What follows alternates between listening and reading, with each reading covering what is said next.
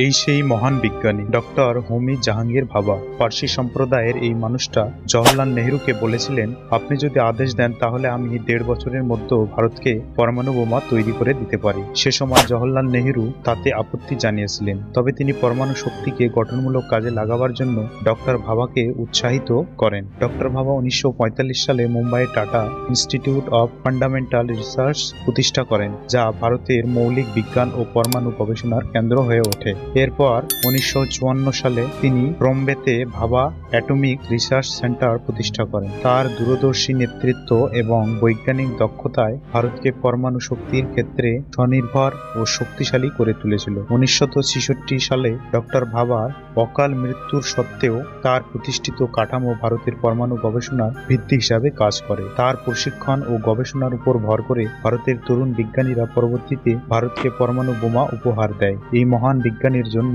ভিডিওটিতে একটি লাইক অবশ্যই করবেন।